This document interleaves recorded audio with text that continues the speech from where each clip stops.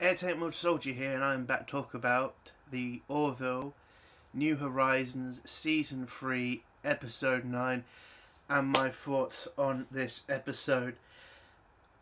Wow is not enough of a word. Great is not enough of a word.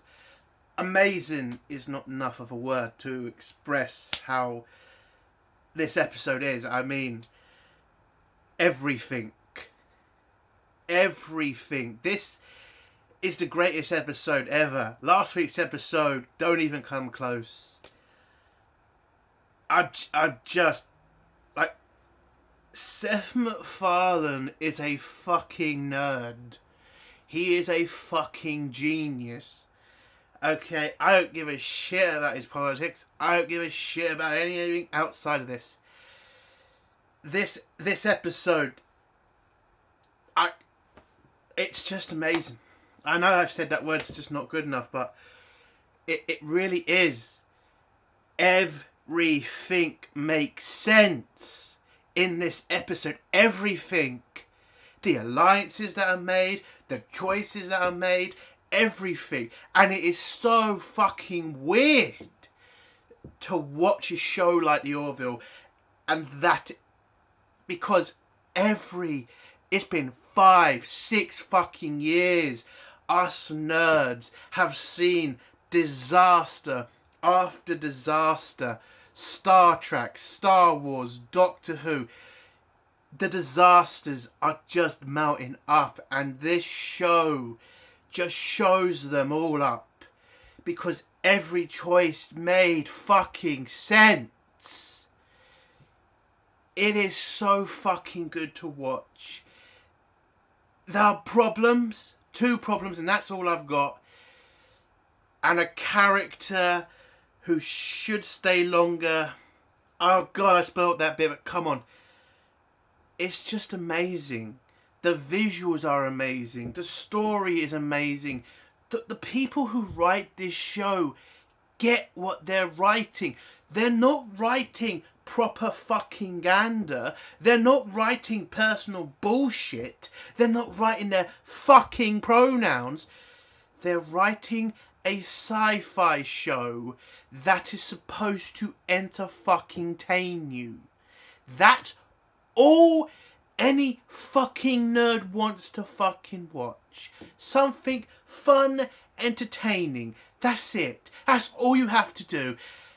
And if Orville doesn't get a season 4, and yet Star Trek Discovery, Lower fucking Decks get fucking new seasons, that is a fucking crime. That is a fucking crime.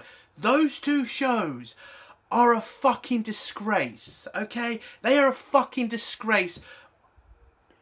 Oh, it angers the fuck out of me that those 2 shows got new seasons, and we have to wait to fucking find out if the Orville will get a new season. It really does. After this episode, how can you not? Disney, and I can't believe Disney owns this, and that pisses me off too, but Disney, renew the Orville. There's no reason not to. It's a fucking fantastic show. This was the greatest episode. Everything was great. This is just a 10 out of 10, a 10 out of 100. No, well, 100 out of 10. Renew the Orville. Just fucking renew it. Now let's go into the spoiler section now, because I want to get into it. I really do. Okay, we're going to hit spoilers now in 3, 2, 1. Okay. So the episode starts off with us on a Krill ship with Teller, who is Chancellor now of the Krill, meeting with Moclans. And the Moclans have decided to make an alliance with the Krill against the Kaylon as the Union threw them out. And, you know, it made sense. Of course the Moclans are going to go and make an alliance with the Krill. They're a powerful navy. They're a powerful group. Why would they not? They've just been kicked out by the Union. So, again, the worst situation was them 2 getting together for the Union. So they decided to join up, and the problem though for the Moclans is Teller's a female, and they don't really like that sort of thing. So, but again, Teller in this scene just says to the Mocklins, listen, you're stupid cunts because you have no vision, your battle tactics are piss poor, my battle tactics are not, I should be in joint command in this alliance. And the Mocklins then leave her to decide whether they're going to agree to this alliance or not, because again, she's a woman and they don't like that sort of thing. There you go. Next scene is the Union getting ready for an attack from the from the Kalon. And when the Kalon get there, they're working on something on the Orville, a new kind of weapon. And the Union ships bunch up together to protect the Orville from the Kalon attack. And whilst they're doing this, you get a great battle scene. Anyway, but then Ed tells Charlie to activate the weapon, and they do, and it kills all of the Kalon ships, because they're a massive fleet, and it wipes them all out. And now the Union has a deterrent weapon against the Kalon. And they head back to Earth to talk to the admirals about it. Now, what I love in this scene is this amazing scene, and again, another amazing scene. This scene between the admirals and Ed and Kelly and the others, when they're explaining the weapon, one of the admirals says, we should use it against the Kalon and wipe them out. And Ed has to bring up, well, isn't that genocide then?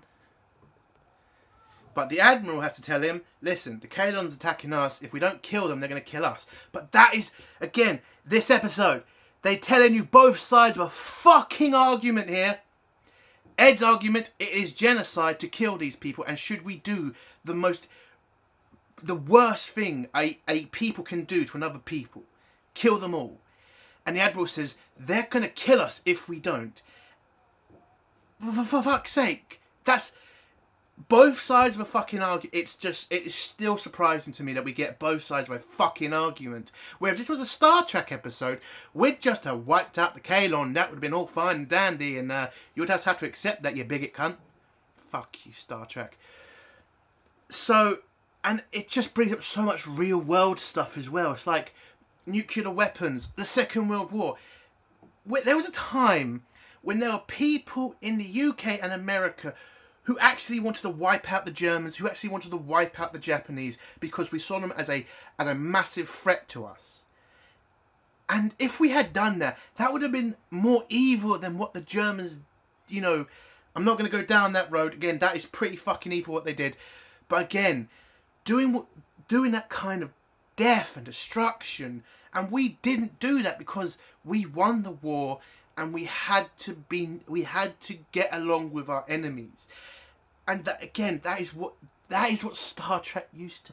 It used to open your mind to this shit. It opened my mind to it. Like, realising times when Britain, America, the West could have done terrible shit. I mean, right now, we have Russia destroying Ukraine. And people are literally saying we should wipe out Russia. Wipe them out. And it's like, you can't blame every fucking Russian for the mistakes of their leader. But you think that's okay. That's going to make us good guys. We wipe out Russia. Do I agree with the war? Do I think the Russians are doing the right thing? No. I obviously think Ukraine should not be invaded by Russia. But I don't think we should kill innocent people. So, oh God. Again, it's just, this is what Star Trek used to be. It used to open your mind and get you to ask yourself fucking questions. What do they ask you now in Star Trek? What are your fucking pronouns? Fuck you. Anyway, back to the fucking episode. I know I'm going on rants, but Jesus Christ, this is an amazing episode. In the meeting, the admirals decide that they're going to push this up to the Union government, and they're going to decide, the council's going to decide what they're going to do with this weapon. So the crew of the Orville go to a shack somewhere, and they have a drinks party and blah blah blah blah. Anyway, back at Union HQ, we see a random security officer heading down to a secret part of the facility. When he heads in there, apparently where they're storing the weapon. This is one of my negatives to... Actually, fuck that. No, it's not negative. Fuck these negatives. So this Union officer goes up to the guard who's in charge of security of this weapon, of the weapon, and tells him it's being transferred somewhere else. He tries to get, make sure that, everything's, above board and the orders are correct. Turns out the orders are not correct, but one of the guards who are guarding the weapon turns on all the other guards and she knocks them all out. Doesn't kill them, just stuns them. And both of them then steal the weapon, grab a shuttle, and then hyperspace somewhere. And Ed finds out, the Admiralty finds out about it, calls up Ed, and they have to now go after the people who have stolen the weapon. We then go and we see that the Krill and the Moclans have united under one banner. They are a alliance now. And it turns out the person who has betrayed the Union is the Admiral who wanted to use the weapon in the first place. So he's handing over to the Krill and the Moclans so that they can use the weapon against the Kaelon. Now, he doesn't see this as betraying the Union. He sees this as saving it from the Kaelon, because he is very scared of what the Kaelon can do. So he's going to give it to them because he knows they're going to use it. And again, I can see it I can see his argument. I can. And it's amazing. God, again, watching a show that makes sense is still so fucking weird to me. It is still so weird.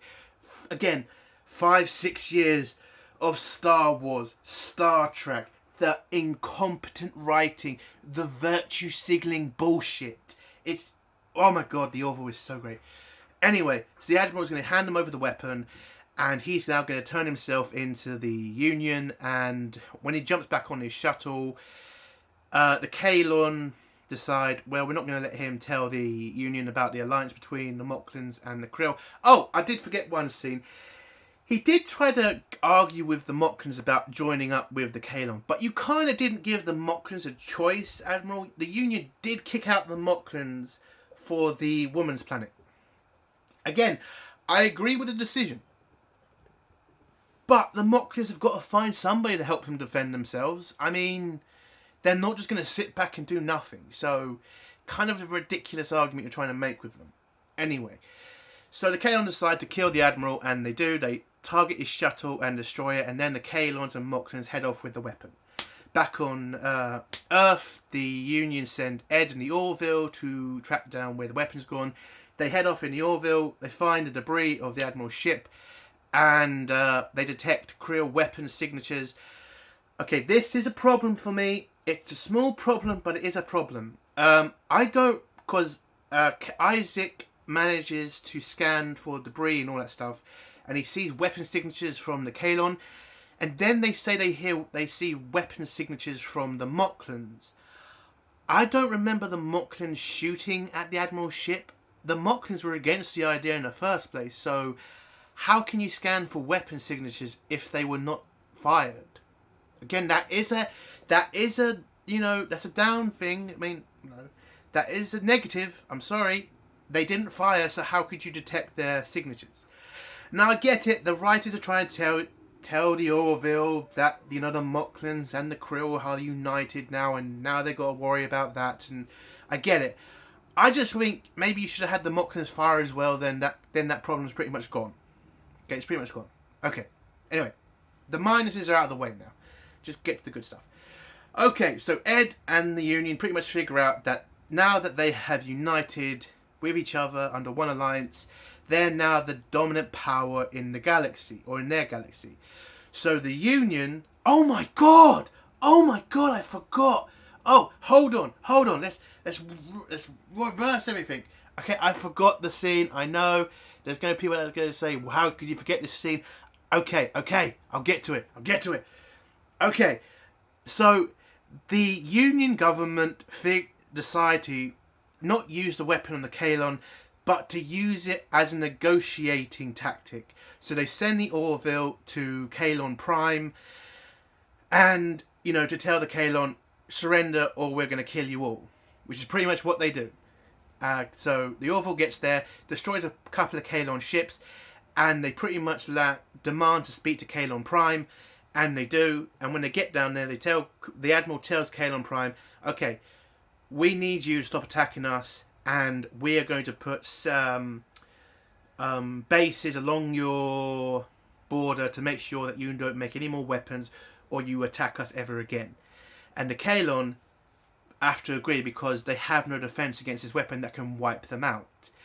And whilst I'm watching this scene, it just struck me that you realise you're being as bad as the Kaelon's masters, right? This is not a negotiation, rather than you're pointing a gun at the Kaelon's head and saying, if you don't do as you're told, you're going to kill him. So are you being the good guys in this situation? I know the Kaelon are bad, I get it. I know they're a risk, but I have my Starfleet head on. And again, that's a military decision, I get it. And again, my military side, yes, of course, use the weapon on the Kaelon. You have to. They are a massive threat to us. But you are putting a gun to their head and telling them to agree to stuff. That's not an alliance, is it? That's not a negotiation. That is literal, a death threat to them. So I feel sorry for the Kaelon in this situation. The first time I've ever felt sorry for the fucking Kaelon, because again, they have no choice in this situation. Otherwise, they will be literally genocide by the Union if they don't comply. And that is just like, bloody hell, again, fucking amazing story. Because is that the right decision to make? Putting a gun to the Kaelon's head? I know that they are bad, but destroying an entire people is still wrong.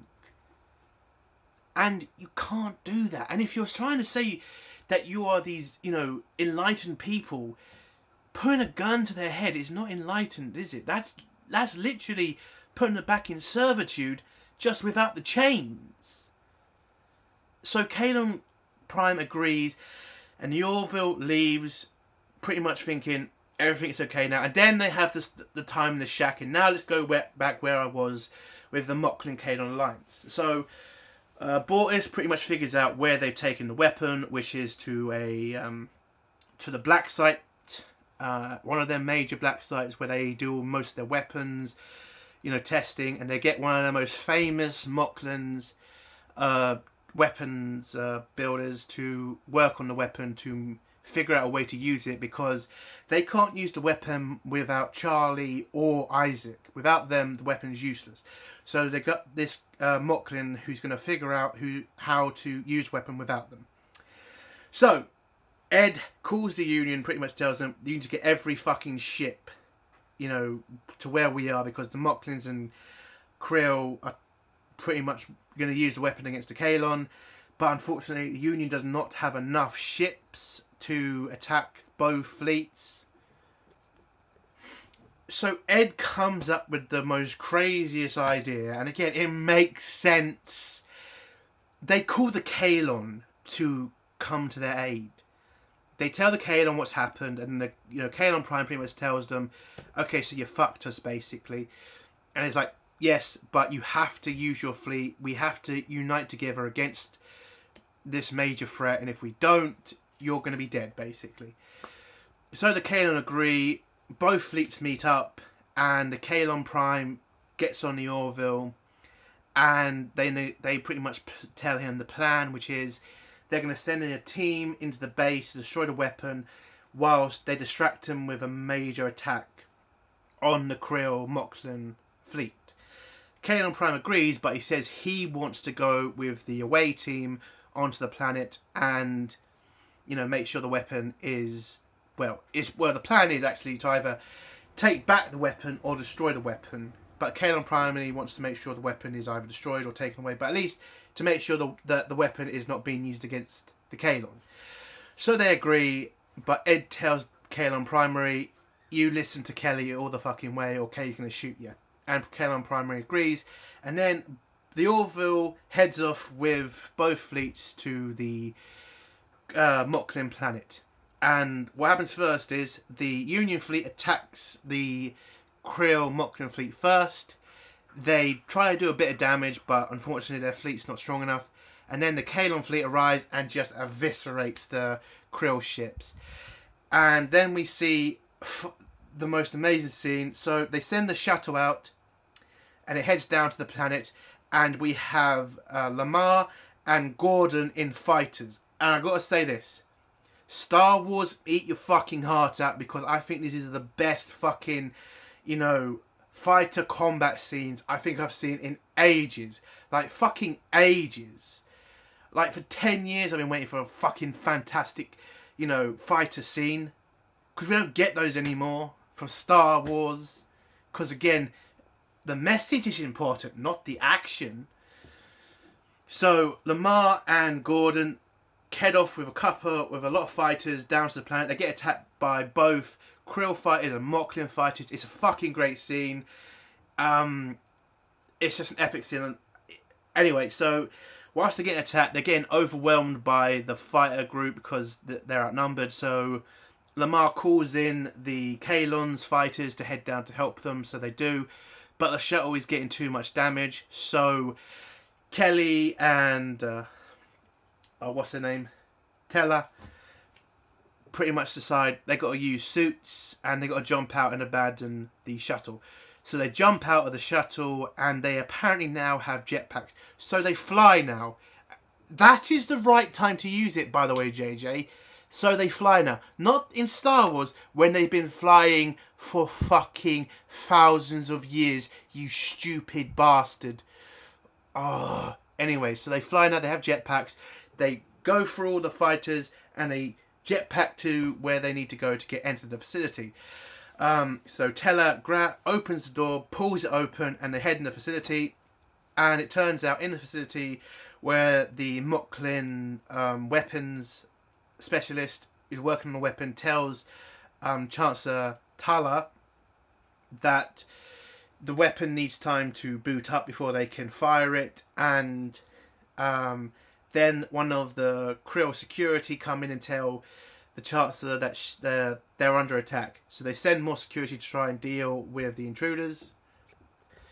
And she tells the Mocklin weapon specialist, work faster and fire the weapon immediately when it's ready. And then she heads off to, help with security. We get a couple of hallway shootouts. They look pretty good. Kelly then splits off with Teller, and Charlie goes with Primary and Isaac to get to the control room or whatever the weapon is. And then Teller and Kelly get split up, and then Kelly bumps into Tala. Teller and Tala have pretty similar names, so I'm going to try. I have to call her Chancellor Tala so people don't get confused with what I'm talking about. So Chancellor Tala and Kelly have a great fight with each other. She brings up the marriage again, and Kelly, gets in a few, shots. But outside, the Union's pretty much getting its ass kicked by the Mocklins. We get this great fucking trench run. Yes, the Orville did a little bit of a trench run, and it was fucking awesome. But they attack the weapon, but it's too shielded for them to destroy the quantum core, because they have a massive quantum core that's powering the weapon, so it can fire in all directions and can envelop, Kalon Prime to kill the Kalons. So they need to destroy that to, stop the weapon. But they can't because it's too shielded. And then the Mocklins activate the defences. And isn't it funny how this show can actually show defences that work? Unlike on Star Wars, where apparently the Empire's weapons can do jack shit. Fuck it. Again, just remember, what was JJ's first Star Wars movie again? The Force Awakens. Just remember that fucking shitty fighter scene when all the fighters just, it's just a terrible scene. Again, this scene from the Orville just shows it up as a waste of fucking time. This scene is just amazing. So Lamar pretty much tells the fighters to withdraw because the Mocklins activate their defences, and they actually work. And so they need the ground team to actually get to the weapon to destroy it. So in space, Ed's pretty much dealing with what he can up there with the Krill. With the Kalon. But they're holding the fleet back, but the fleet's still pretty powerful. Back in the base, Charlie, Primary, and Isaac get to the control room. They kill both the Krill guards, And Charlie heads to the computer to try to stop the device, but unfortunately the Mockers have put in a failsafe that pretty much means the weapon can't be stopped. So Primary pretty much demands that they deactivate it. Charlie then tries to with Isaac. Then the Mocklins a few of them try to leg it, and Primary just wipes them all out. We then get this scene with the ambassador for the Mocklins from last episode. He has a weapon on him. He tries to kill Charlie. Isaac saves her by shooting a weapon out of his hand.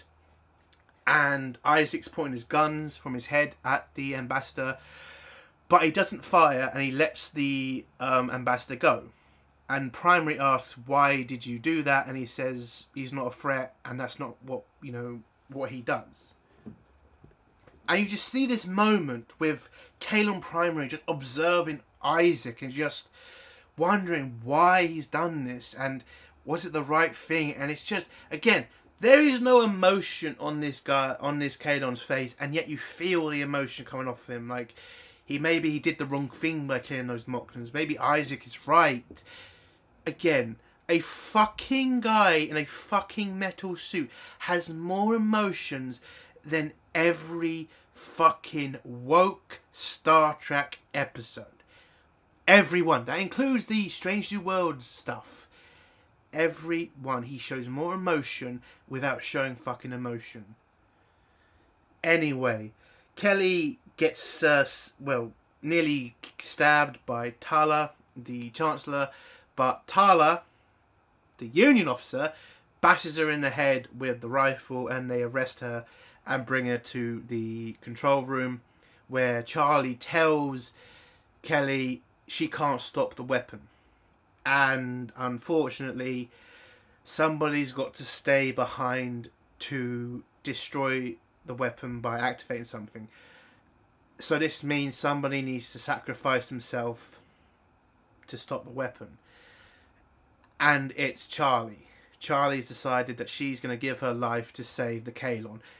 And if that does not just amaze you, it's like, this woman hates the Kalon.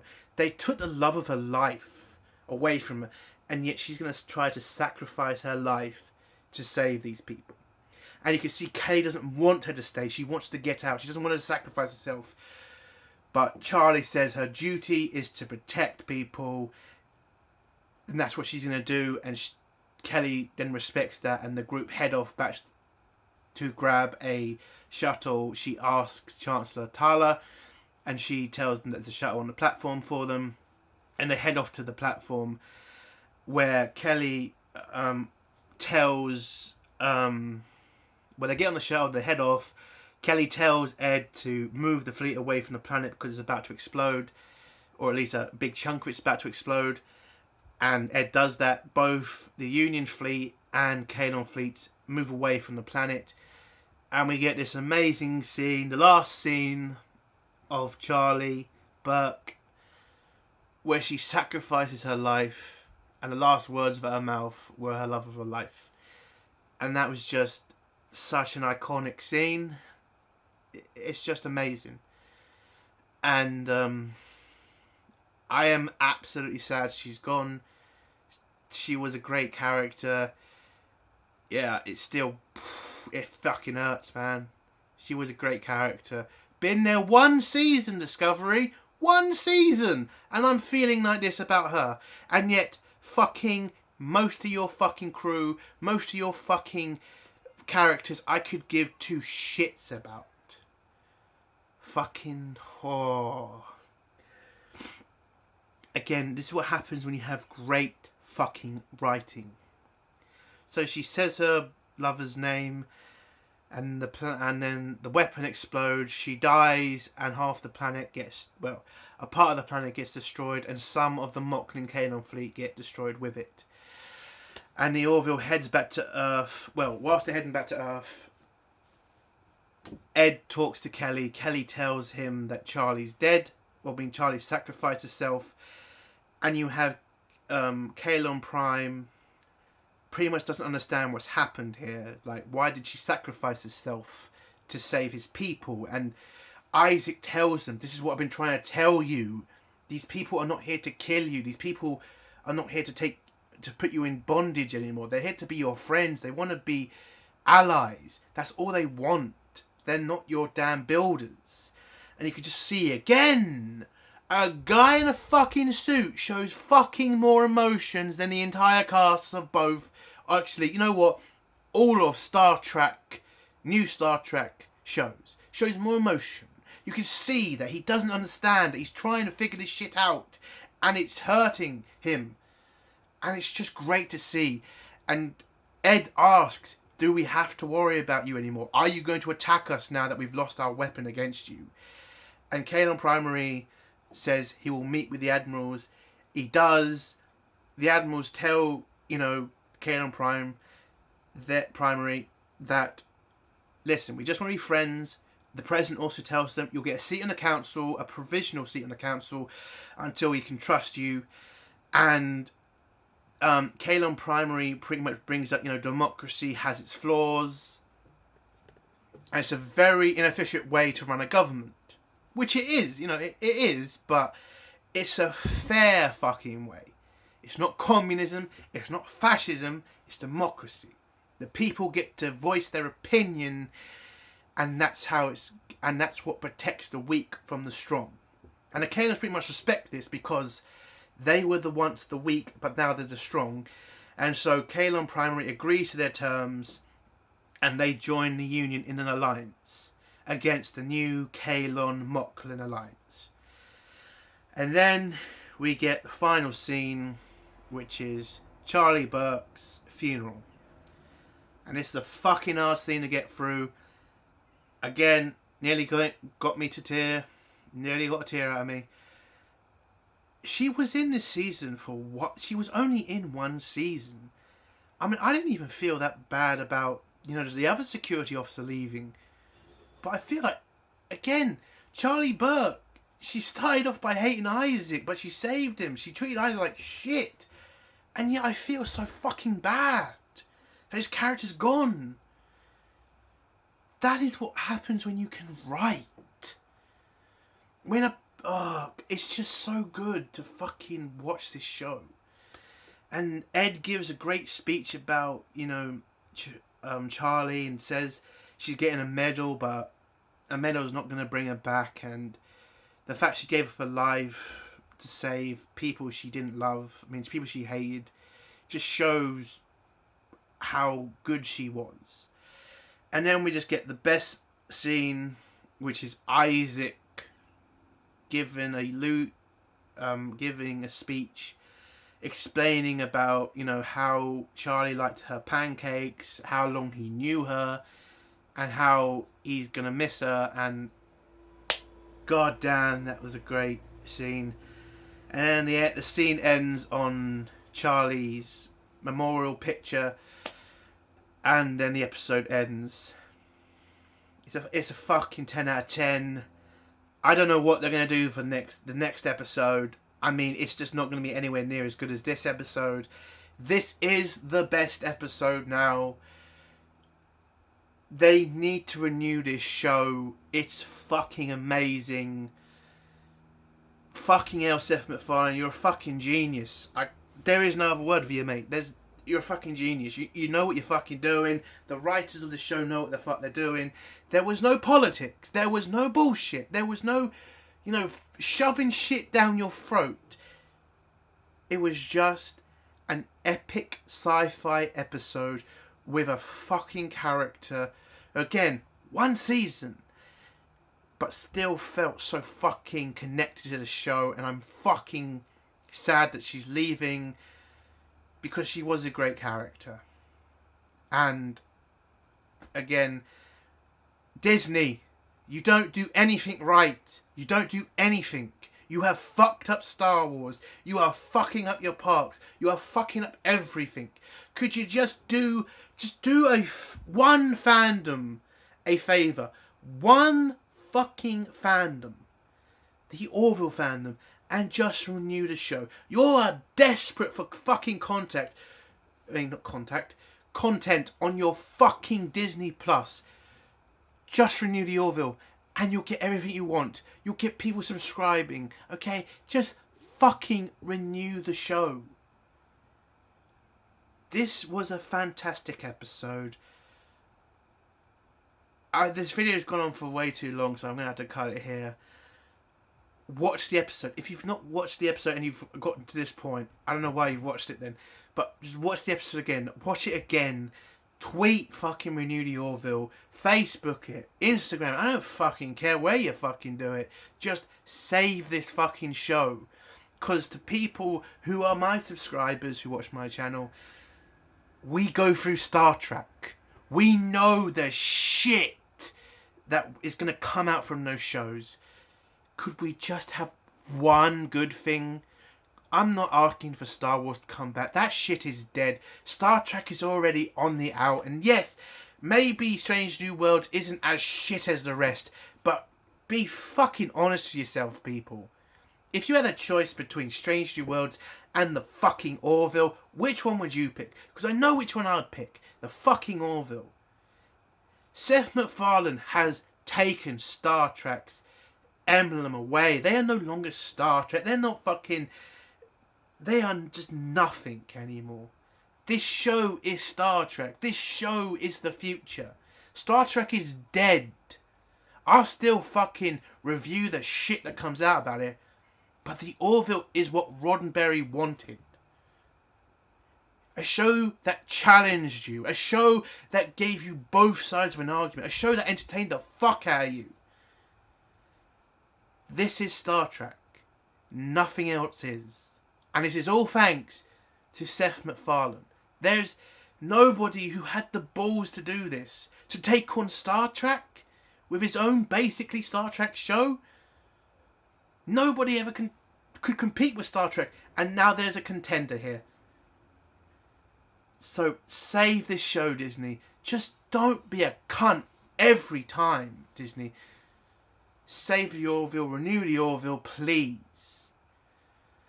That's the end of my video. If you like this episode, if you like this review, give it a like. If you dislike this review, give it a dislike. And if you like my content, do think about subscribing. Entertainment Soldier. Bye.